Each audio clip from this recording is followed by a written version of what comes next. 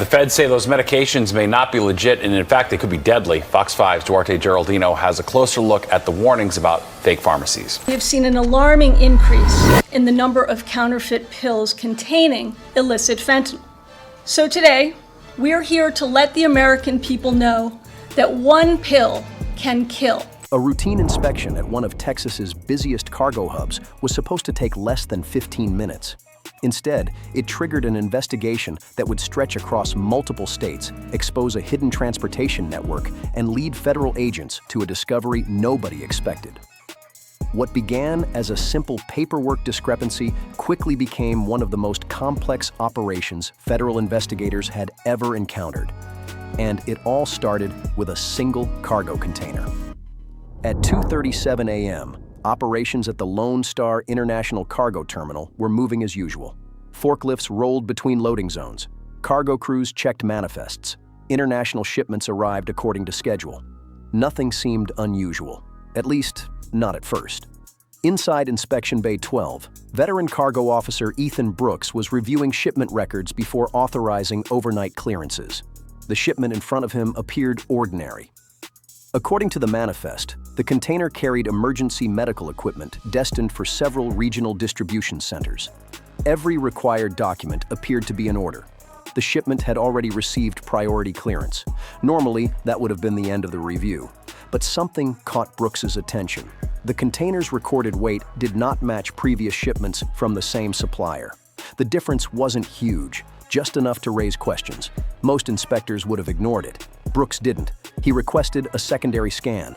Minutes later, the container entered an imaging station. The scan revealed something strange. The internal layout didn't match the documentation. Several dense objects appeared inside a section that was supposed to contain lightweight equipment. Brooks immediately contacted federal supervisors. Within 20 minutes, agents from Homeland Security Investigations and ICE were notified. At 3:18 a.m., the container was moved to a secured inspection area. Federal personnel cut the security seal. The massive doors slowly opened. What investigators found inside changed everything. Hidden behind rows of legitimate cargo sat a concealed compartment. Inside the compartment were multiple encrypted communication devices, stacks of falsified shipping documents, and detailed transportation records covering nearly 2 years.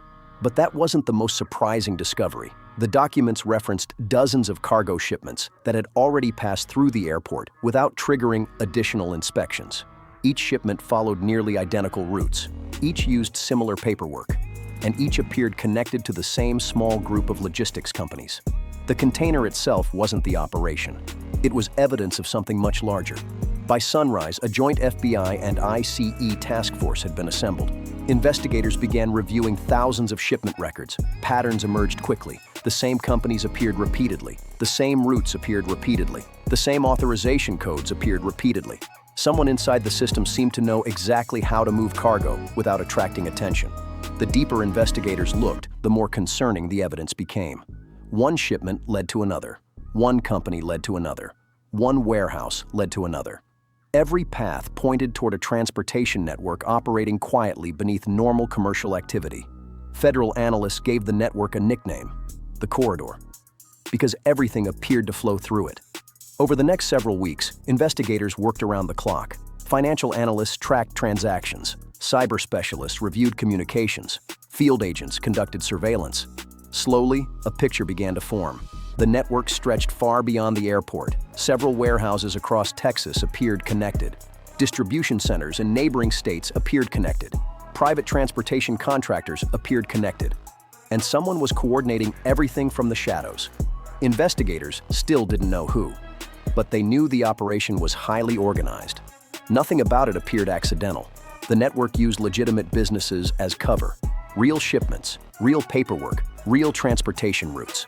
Hidden within those normal operations were carefully disguised activities that rarely attracted attention. The sophistication surprised even experienced investigators. Every safeguard seemed designed to avoid detection. Every document appeared authentic. Every transaction appeared routine. Yet together, the pieces formed something entirely different. At a secure command center outside Dallas, analysts continued reviewing digital records recovered from the original container. One encrypted device proved especially important. For days, specialists attempted to access its contents. Eventually, they succeeded. Inside were thousands of messages. Most appeared harmless. Scheduling updates, delivery confirmations, routine business communications. But hidden among them were coded references to locations, dates, and shipment numbers. The messages revealed coordination across multiple facilities. Investigators suddenly had something they hadn't possessed before: a roadmap. The information pointed toward 6 key locations: a warehouse near Fort Worth, a freight facility outside Houston, a distribution center near San Antonio, a logistics office in Austin, a transportation hub along Interstate 35, and a private cargo facility located just outside Dallas. Federal officials immediately began planning coordinated operations. They didn't want suspects warning each other. Everything would need to happen simultaneously. For nearly 3 weeks, surveillance teams monitored activity at each location. The results were revealing. Certain vehicles appeared repeatedly. Specific individuals moved between multiple facilities. Large shipments arrived during unusual hours. Several storage areas received frequent visits despite showing little documented activity. The evidence continued growing. Eventually, federal authorities reached a decision. The operation would move forward. At 4 a.m. on a Tuesday morning, agents gathered across North Texas. Command vehicles were positioned. Communication systems were tested. Operational teams received final briefings. The objective was simple: secure the locations, preserve evidence, identify the people responsible. At precisely 5:15 a.m., the operation began. Federal teams executed search warrants across all 6 locations. Within minutes, investigators entered warehouses, offices, and storage facilities connected to the network. The discoveries came quickly. At the Fort Worth warehouse, agents located extensive shipment records linking multiple businesses together. At the Austin office, investigators recovered financial documents detailing millions of dollars in transfers between shell corporations. At the transportation hub, agents found encrypted computers still running. Several systems contained years of archived communications. Meanwhile, teams at the Dallas cargo facility uncovered something unexpected: a hidden operations room. Behind a reinforced wall sat rows of computer servers connected to transportation databases. Large screens displayed shipment schedules and route information. The room appeared designed to monitor cargo movement in real time. Investigators immediately secured the equipment. Digital evidence specialists began preserving the data. What they found would reshape the entire investigation. Hours later, forensic analysts started reviewing the server contents. The system contained detailed records stretching back several years, thousands of shipments, hundreds of routes, extensive financial data. Everything appeared meticulously organized. One folder attracted particular attention. Its title consisted of a single word: transit. Inside were spreadsheets documenting cargo movements across multiple states. Every entry contained dates, route numbers, and authorization references. Analysts quickly realized they were looking at the network's central tracking system. The operation wasn't random. It was managed, planned, measured. Every movement had been recorded. Every shipment had been tracked. The level of organization was remarkable. As investigators continued reviewing the records, another pattern emerged. The network relied heavily on insiders. Certain approvals appeared repeatedly. Specific clearance codes appeared repeatedly. Particular access credentials appeared repeatedly. The same names surfaced again and again. Authorities began conducting interviews. Several individuals agreed to cooperate. Their statements helped explain how the network operated. According to investigators, the system depended on information, not force, not intimidation. Information. Knowing which shipments would receive additional inspections. Knowing which routes were least likely to face delays. Knowing how transportation systems functioned. The network used that knowledge to move activities across multiple jurisdictions while blending into ordinary commercial traffic. By the end of the first week, dozens of investigators were assigned to the case. Financial specialists traced money flows. Cyber experts analyzed communications. Transportation analysts reviewed logistics data. Every new discovery generated additional leads, and nearly every lead pointed toward a single figure, an individual known only by a code name: Navigator. The name appeared throughout messages. It appeared throughout financial records. It appeared throughout planning documents. Yet investigators still didn't know the person's real identity. Who was Navigator? That question dominated the investigation. For weeks, authorities searched for answers. Then a breakthrough arrived. One encrypted communication included a mistake, a location reference, a meeting schedule, and a vehicle registration number. Individually, none of it seemed significant. Together, they provided a critical lead. Investigators followed the trail.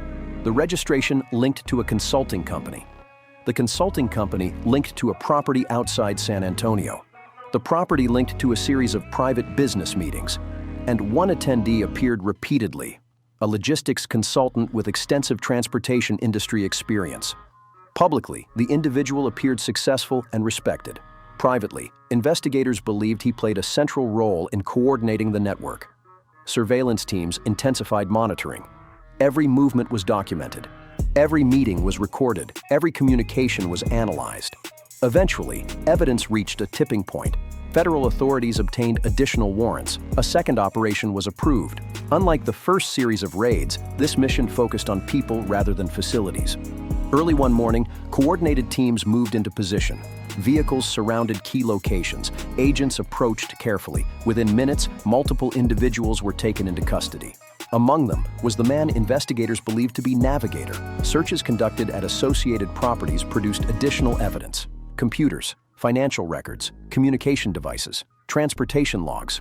Together, the materials provided a detailed picture of how the network functioned.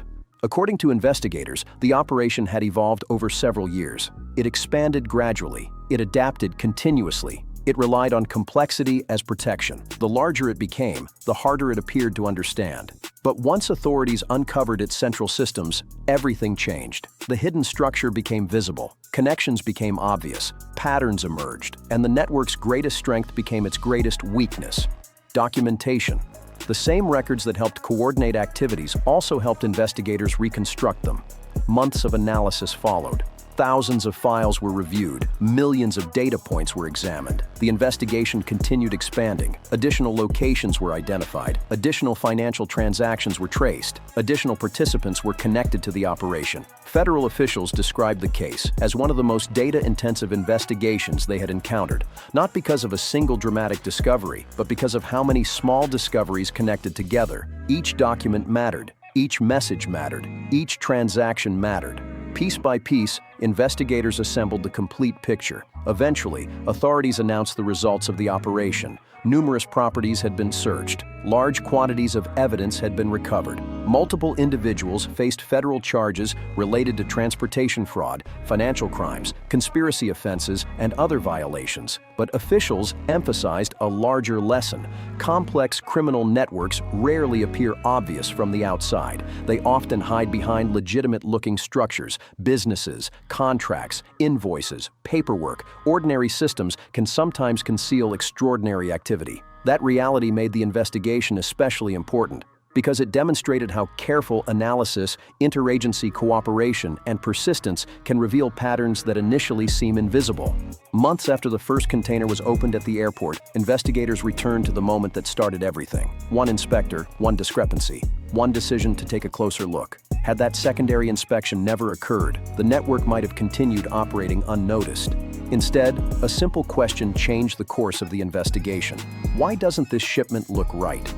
Sometimes major investigations begin with advanced technology. Sometimes they begin with confidential informants, and sometimes they begin with someone paying attention. For federal agents involved in the operation, that lesson remained unforgettable. The cargo hub returned to normal operations. Flights continued arriving. Shipments continued moving. Workers continued performing their daily routines.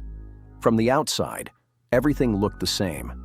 But behind the scenes, investigators knew something had changed. A hidden network had been exposed, a carefully constructed system had been dismantled, and an operation that once seemed invisible had finally been brought into the light. Yet one question remained. If a network this sophisticated could operate for years within ordinary transportation systems, how many other hidden corridors might still exist, waiting for someone to notice the first clue?